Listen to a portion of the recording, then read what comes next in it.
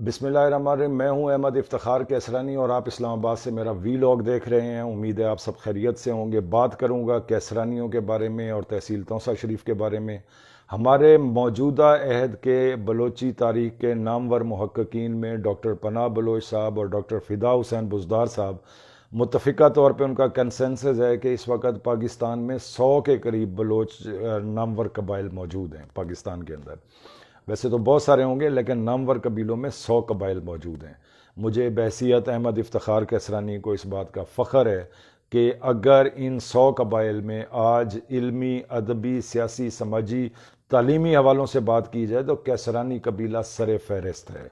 मैं हमेशा अपनी एक तहरीर का हवाला देता हूँ, कैसरानी सिपाहगर।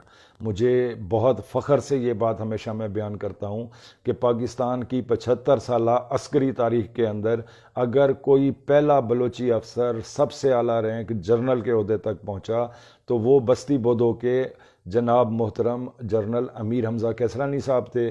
फिर इसी तरीके से बलोच कबाइल के अंदर अगर दूसरे नंबर पे सबसे पहले कोई ब्रिगेडियर रैंक तक पहुंचा तो वो भी ब्रिगेडियर अब्दुल रज़ाक कैसरानी साहब थे। फिर इसी तरीके एयर फोर्स की बात की जाए तो बलोच हिस्ट्री के पहले फाइटर पायलट भी सरदार रशीद कैसरानी साहब थे। मेरे लिए काफ़ी काबिल फ़ख्र बात है कि मैं बयान करता चलूँ। फिर इसी तरीके से अगर अदबी हवालों से देखा जाए तो कैसरानी कबीले को तमाम उन बाकी 99 कबाइल के ऊपर फ़ौक़ियत हासिल है। नामवर तरीन अदबी शख्सियात और अदबी घराने इसी कैसरानी कबीले के अंदर मौजूद हैं। फिर अगर मैं बात करूं एक बहुत बड़ा वस्फ़ जो कैसरानी कबीले को हासिल है, बहुत बड़ी चीज़, वो हमारा इत्तफ़ाक़ और इत्तेहाद है। शऊर के साथ इत्तफ़ाक़ और इत्तेहाद का होना एक कैसरानी कबीले का तुर्रा इम्तियाज़ समझा जाता है। तो मुझे फ़ख्र है कि ये तमाम औसाफ मेरे कैसरानी कबीले के अंदर मौजूद हैं और मैं उसका एक अदना सा कैसरानी एक शहरी हूँ। दूसरे नंबर पे आज मैं थोड़ी सी बात करूँगा कि हमारा इत्तफ़ाक़ और इत्तेहाद, जिसके बारे में नज़ीर कैसरानी साहब ने कभी ये कहा था कि मैं बहरे बेकरां था कभी कायनात में, मैं बहरे बेकरां था कभी कायनात में, तकसीम जब हुआ तो प्यालों में बट गया, और मांगी नहीं है तशना लबों ने तो बूंद भी, ये दरिया को क्या हुआ कि किनारों से हट गया। अनफॉर्चुनेटली अगर आज मैं 2022 की बात करूं तो सियासी तकसीम दर तकसीम के पीछे हमारी समाजी और माशरती तकसीम भी होती गई। चुनाचे आज हम देखते हैं कि वही कैसरानी कबीला जिसका बुनियादी वस्फ़ ही इत्तफ़ाक़ और इत्तेहाद था, आज बहुत सारे ग्रोहों में, बहुत सारी सियासी जमातों में और बहुत सारी माशरती तकसीमों के अंदर घिरा हुआ है। अगर मैं बात करूं इस वक्त अगर 3 या 4 जो हमारे पॉलिटिशियंस हैं जिनकी बुनियाद पे ये सियासी तफरीक हुई है, तो उनके लिए मैं सिंपली ये कि हमारा चूँकि औसाफ ही या वस्फ़ ही हमारा इत्तफ़ाक़ और इत्तेहाद था, तो खुदा के वास्ते अपने इस बुनियादी औसाफ से इनहराफ ना करें। सबसे पहले हमारे यहाँ सियासी शख्सियत जो हर हवाले से मोतबर हैं, सरदार मीर बादशाह खान कैसरानी साहब, इनकी खसूसियात क्या हैं ये आप जान लें, ये बहुत ज़रूरी है समझने के लिए। सबसे पहला वस्फ़ तो ये है या खसूसियत ये है कि ये मुत्तफ़िका तौर पे कैसरानी कबाइल के चीफ़ हैं, नंबर 1। नंबर 2, अगर हम इलाके के अंदर मौजूद सीजनड पॉलिटिशियंस की, जो ऐसे सीजनड पॉलिटिशियंस जो इनके मुकाबले में मौजूद हैं इलाके के अंदर तहसील तौसा शरीफ में, तो सबसे सीजनड पॉलिटिशियन जो हैं वो मीर बादशाह खान कैसरानी साहब हैं। फिर दूसरा, इन्होंने पार्टी पॉलिटिक्स इंतहाई आला दर्जे की है। नून लीग के जो इस वक्त बरसर इक़्तिदार पार्टी है उसके आला तरीन हलकों में इन्हें कदर की निगाह से देखा जाता है। ये इनकी दूसरी खसूसियत है। तीसरे नंबर पे इनकी खसूसियत ये है कि ये इलाकाई सियासत को सबसे बेहतर समझते हैं। जो रिवायती सियासत थी जिसको हम पगड़ पोश सियासत कहते हैं, तो उसमें मीर बादशाह खान कैसरानी साहब का कोई मुकाबला नहीं है। तीसरे नंबर पे चूँकि चीफ़ हैं, अपने तमाम दीगर कबाइल और दीगर जो हमारे मुल्हिका इलाके हैं उनमें भी काबिल एहतराम समझे जाते हैं बहसीत चीफ़ ऑफ कैसरानी ट्राइब। लेकिन कैसरानी साहब जो मीर बादशाह खान हैं, उनके अंदर अगर मैं उनके कोई डिसएडवांटेजेस बात करूं तो सबसे पहली बात तो ये है कि वो इलाके में उस कदर मुतहर्रिक नहीं है। फॉर एग्ज़ाम्पल, एक जेन्युइन कंप्लेंट है कि वो फ़ोन पे अवेलेबल नहीं है। नंबर 2, उनसे मिलने के कोई औकात कार एक आम कैसरानी अगर मिलना चाहे तो वो अनफॉर्चुनेटली उनको नहीं मिल सकता। तीसरे नंबर पे इनके वालिद मोहतरम भी सियासत में रहे, ये भी बहुत अरसे से, और कैसरानियों ने जिस मोहब्बत का इजहार अपने चीफ के साथ किया है शायद ही पाकिस्तान में इसकी कोई मिसाल मिले। लेकिन अनफॉर्चुनेटली अगर आज हम 2022 से पहले की बात करें तो इसमें सिवाय उस्मान बुज़दार साहब के कहीं पे कोई तरक्याती काम नहीं हुए। कैसरानियों की फलाह व बहबूद का कोई काम नहीं हो सका, जो एक इनको डिसएडवांटेज आता है। फिर अगर हम इसी तरीके से दूसरे नंबर पे बात करें, दूसरे नंबर पे बिल्कुल इनके साथ मुल्हिक इन्हीं की चीफ फैमिली में से बैरिस्टर इमाम बख्श कैसरानी साहब मौजूद हैं। बैरिस्टर साहब जो है, इनके एडवांटेजेस सुन लें। एक पढ़ी लिखी और इंतहाई काबिल एहतराम शख्सियत, शोला बयान मुकर्रर, हर तरीके से कैसरानी कौम की बेहतरीन नुमाइंदगी का अगर कोई हक अदा कर सकता है पार्लियामेंट के अंदर तो वो बैरिस्टर इमाम बख्श कैसरानी साहब हैं। अगर कोई वोकल हो सकता है, कोई पहचान बन सकता है, तो वो बैरिस्टर साहब से अच्छी शख्सियत इस वक्त इलाके में मौजूद नहीं है। फिर लेजिस्लेशन के जब आप कानून साज असम्बली के अंदर बैठते हैं तो जो लेजिस्लेशन बैरिस्टर इमाम बख्श कर सकता है असम्बली के अंदर बैठ के, स्पेशली अपने इलाके या अपने कबीले के हवाले से भी, वो कोई और उनके मुकाबले पे नहीं कर सकता। अब बैरिस्टर साहब के भी डिसएडवांटेजेस सुन लें कि इस वक्त वो पार्टी पॉलिटिक्स के साथ मुल्हिक हो गए हैं। पीपल्स पार्टी के साथ उनका ताल्लुक है। मुझे खौफ है कि इलाके में पीपल्स पार्टी का वोट बैंक किस मिकदार में है मैं नहीं जानता, लेकिन ये बहरहाल चूंकि वो पार्टी पॉलिटिक्स के अंदर चले गए हैं तो पीपल्स पार्टी का ही बुनियादी वोट है जो बैरिस्टर साहब को पड़ेगा। दूसरे नंबर पे बैरिस्टर साहब के बारे में एक जेन्युइन कंप्लेंट ये है कि ये भी इलाके में ऑफ एंड ऑन रहते हैं, मतलब हर वक्त दस्तयाब नहीं है।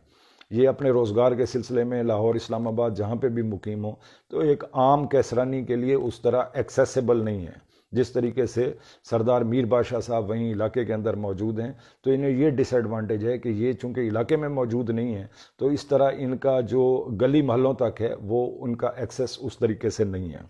तीसरे नंबर पे फिर कोट कैसरानी और सरदार मुमताज़ भुट्टो खान कैसरानी। मैं ज़ाती तौर पे ये समझता हूँ कि इस वक्त सबसे ज़्यादा अगर कैसरानी कबाइल के अंदर एक जिनकी कबूलियत है, जो हर और मतलब जहाँ पे भी जाएं उनको पजीराई मिलती है, तो वो सरदार मुमताज़ भुट्टो खान कैसरानी है। उसकी बुनियादी वजह ये है, मैं हमेशा लिखता हूँ कि मुमताज़ भुट्टो ने खाम में अपना दोस्त बनाए या ना बनाए, उसने अपना दुश्मन कोई नहीं बनाया। ये एक बहुत बड़ी खसूसियत होती है। सबके लिए काबिल कबूल हैं, सबके लिए काबिल एहतराम है। बड़े ही मुतहम्मिल मिजाज, ठंडे मिजाज, धीमे मिजाज के, हर बंदे से घुल मिल जाने वाले, हर जगह मौजूद होने वाले। इलाके में इन्हें प्यार से 11 22 भी कहा जाता है। तो वो हल्के में मुतहर्रिक हैं, मेहनत कर रहे हैं। डिसएडवांटेज क्या है? जब मैं ओवरऑल पॉलिटिक्स की बात करूंगा हल्के में तो शायद वाली बात है कि जिस तरीके से यहाँ इसी हल्के में कुछ लोगों को मॉनेटरी रिसोर्सेज दस्तयाब हैं या जिनके पास पैसा या वसाइल मौजूद हैं, शायद वाली बात है कि मुमताज़ भुट्टो कैसरानी उस तरीके से माली लिहाज से इतने मुस्तहकम ना हों जितना मैं एक और उम्मीदवार जिसका मैं अभी जिक्र करने लगा हूँ इनके मुकाबले में मुमताज़ भुट्टो साहब की शायद मॉनेटरी वर्थ कम हो। ये इनको एक डिसएडवांटेज है। अब आ जाते हैं हाफिज़ ताहिर कैसरानी साहब। हाफिज़ ताहिर कैसरानी साहब मजहबी बैकग्राउंड से ताल्लुक़ रखते हैं और सेल्फ मेड आदमी हैं। इनके ख़ानदान ने पाकिस्तान भर में अगर हमारी नुमाइंदगी की है तो हाफिज़ ताहिर कैसरानी से ज़्यादा अच्छी शायद ही किसी ख़ानदान ने की हो। मुफ्ती ज़ुबैर साहब इस्लामी नज़रियाती कौंसल के रुकन हैं, जो कैसरानी कबीले के लिए एक बहुत बड़ा एजाज़ है। फिर इस तरीके से इनकी अलसुफ़ा और दूसरी खिदमात जो हैं वो पाकिस्तान से बार बड़ी एहतराम की निगाह से देखी जाती हैं। हाफिज़ ताहिर साहब इस वक्त एक अवामी सियासतदान के तौर पे इलाके में मौजूद हैं, हर जगह जा रहे हैं, लोगों में उनका एक असर व रसूख बढ़ रहा है। पिछले इलेक्शंस में उन्होंने तकरीबन 22,000 के करीब वोट लिए और इस मौजूदा आने वाले इंतखाबात में कोई भी सियासी पार्टी उन्हें एक सीरियस कैंडिडेट के तौर पे अपना टिकट होल्डर बनाना पसंद करेगी। फिर हाफिज़ ताहिर साहब का जो सबसे बड़ा एडवांटेज है कि माली लिहाज से बहुत मुस्तहकम है, बाकी तमाम तीनों कैंडिडेट्स के मुकाबले में ये इनको एक प्लस पॉइंट जाएगा। चूँकि हमारा इलाका जो है وہ فرسٹریٹڈ ہے، بہت سارے ایسے مسئلے مسائل ہیں جن کے لیے فائنینشلی یا آپ کی مانیٹری ورتھ ہونا بہت ضروری ہے، تو اس کے لیے حافظ طاہر کیسرانی صاحب ایک بہت ہی مقبول یا آنے والے دنوں میں ایک قابل غور شخصیت کے طور پہ سامنے آئیں گے۔ ڈس ایڈوانٹیج کیا ہے حافظ طاہر صاحب کا؟ حافظ طاہر صاحب نے اپنے اوپر خام خواہ میں ایک مذہبی لبادہ یا ایک ایسی جماعت کا اپنے اوپر چھاپ لگائی ہوئی ہے، یا ان سے میں نے بھی بارہا درخواست کی ہے کہ اس چھاپ کو نہ آنے دیں۔ آپ تمام طبقات کے لیے، تمام روشن خیال لوگوں کے لیے، تمام کیسرانیوں کے لیے آپ کو قابل قبول ہونا چاہیے۔ اگر آپ پارٹی پالیٹکس کرنا چاہتے ہیں تو آپ کھل کے پارٹی پالیٹکس کریں، لیکن ابھی چونکہ آپ اپنی حلقے کی سیاست کر رہے ہیں تو اس پہ ایسا کوئی لبادہ نہ لگنے دیں۔ تو آنے والے دن یہ 4 کینڈیڈیٹس ہیں ہمارے علاقے میں، آنے والے دن فیصلہ کریں گے کہ کون سا کینڈیڈیٹ کس پارٹی کے ساتھ کھل کر ایفیلیٹ ہوتا ہے۔ 2 جیسے میں نے بتا دیا ہے، میر بادشاہ صاحب نون لیگ کے امیدوار ہیں، جبکہ بیرسٹر امام صاحب پیپلز پارٹی کے امیدوار ہیں، حافظ طاہر اور ممتاز بھٹو، جو میں ذاتی طور پہ سمجھ ان کی فرسٹ پریفرنس پاکستان تحریک انصاف ہوگی۔ اور چونکہ اگلا الیکشن میری اپنی اسیسمنٹ کے مطابق پورے پاکستان میں پاکستان تحریک انصاف جیتنے جا رہی ہے، تو اس میں بہت امپورٹنٹ ہوگا دیکھنا کہ پاکستان تحریک انصاف حلقہ پی پی 285 میں اپنا امیدوار کسے بناتی ہے۔ آخری بندہ جس کا میں ذکر کر دوں اسی 285 کے حوالے سے، وہ خواجہ داؤد سلیمانی صاحب ہیں۔ میں ان کا کافی احترام کرتا ہوں، لیکن وہ بارہا مجھے یہ بات بتا چکے ہیں کہ کیسرانی قبیلہ میرے لیے کسی بھی طرح قابل غور، یا میرے لیے کسی بھی طرح میں ان کے لیے کسی طرح کا کوئی سافٹ کارنر نہیں رکھتا ہوں۔ اس کی وجہ موصوف یہ بتاتے ہیں کہ کیسرانی کبھی بھی اپنے کیسرانیوں کو چھوڑ کر مجھے ووٹ نہیں دیں گے۔ یہ بہرحال ان کی ایک تنگ نظری میں کہوں گا، اور اس طرح کی سوچ کسی بھی سیاستدان کو زیب نہیں دیتی ہے۔ وآخر دعوانا ان الحمدللہ۔